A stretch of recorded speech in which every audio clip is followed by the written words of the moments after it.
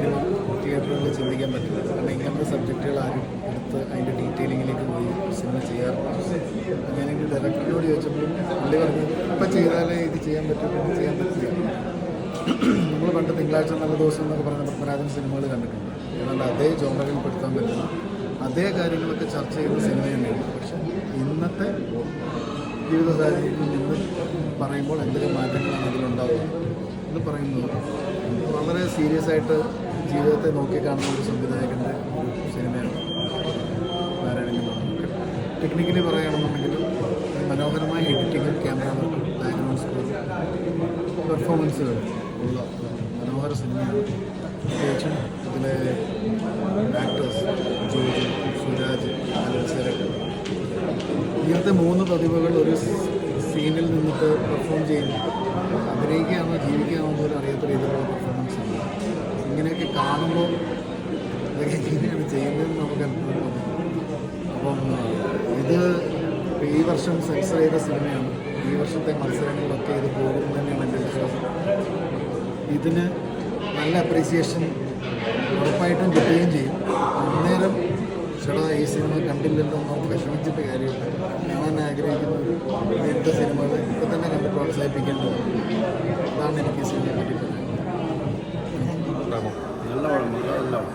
ആളുകളുടെ പ്രകടനങ്ങൾ എങ്ങനെയുണ്ട്? ഒരു ഫസ്റ്റ് ടൈം ഡയറക്ടറും തോന്നാത്ത സിനിമയുടെ ഉള്ളടക്കത്തെ പറ്റി എന്തെങ്കിലും അഭിപ്രായം? ആരും തൊടാത്തൊരു വിഷയം അങ്ങനെ നല്ല ഇമോഷണൽ കണ്ടിട്ടാണ് ഫാമിലി ബോണ്ടിങ്. ഇന്നത്തെ കാലത്ത് ഇങ്ങനത്തെ സിനിമ ഉണ്ടാകുന്നില്ല എന്നുള്ളതാണ് നമ്മുടെ അല്ലേ റിലേഷൻഷിപ്സിൻ്റെ വാല്യൂസ് നല്ല സിനിമയാണ്. നമ്മളൊക്കെ ചെയ്തു പോകാനിരുന്ന ആ ജോണറുള്ള അത്തരം ഇമോഷൻസിനെയൊക്കെ നന്നായിട്ട് ഹാൻഡിൽ ചെയ്യും. സാറിൽ നിന്ന് പുതിയൊരു സിനിമ ഞങ്ങൾ പ്രതീക്ഷിച്ചോട്ടെ ഉടനെ. നല്ല മൂവിയാണ്, നല്ല ഹാർട്ട് ടച്ചിങ്. എന്താ പറയുക, മനുഷ്യൻ്റെ മനഃശാസ്ത്രം എന്താണോ ജെനുവിനായിട്ടുള്ള ലൈഫ് അത് നന്നായിട്ട് കിട്ടിയിരിക്കുന്നു. നല്ല മൂവിയാണ്.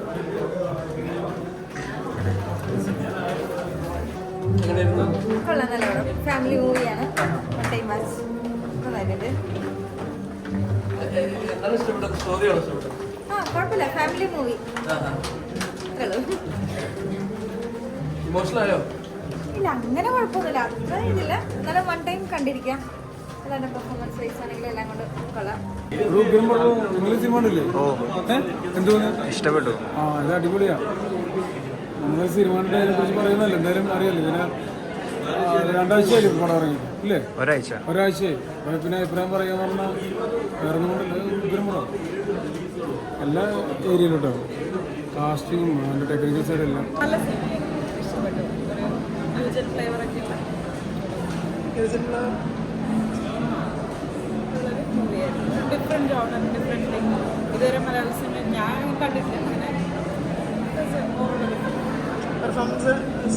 പെർഫോമൻസ് നന്നായിരുന്നു, ഭയങ്കര നാച്ചുറലായിട്ടാണ് ചോദിച്ചത്. നമ്മളങ്ങനെ ബ്രദർ അങ്ങനെ ഒരു ഇതാണ്. അപ്പോൾ അത് കണ്ടപ്പോൾ അയ്യോ എന്തൊരു ഫീലൊക്കെ വന്നു. പക്ഷേ പണ്ട് ആചാരങ്ങളൊക്കെ ഉണ്ടായിരുന്നല്ലോ നമ്മുടെ അങ്ങനെ അല്ലേ. ഓക്കെ ശരി.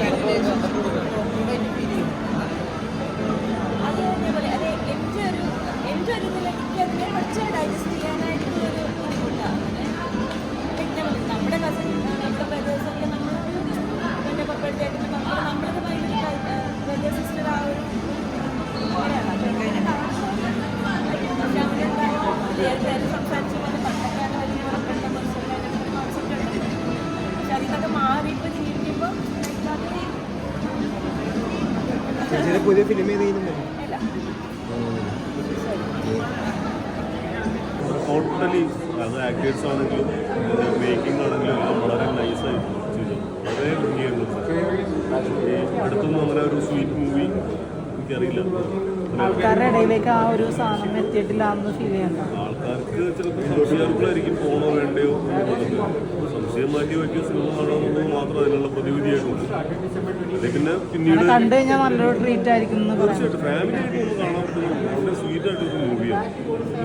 ഏത് ജനറേഷനിൽപ്പെട്ട ആൾക്കാർ കണ്ട വൈബുള്ളവർക്ക് യങ് ജനറേഷൻ ആണെങ്കിൽ കാണണം.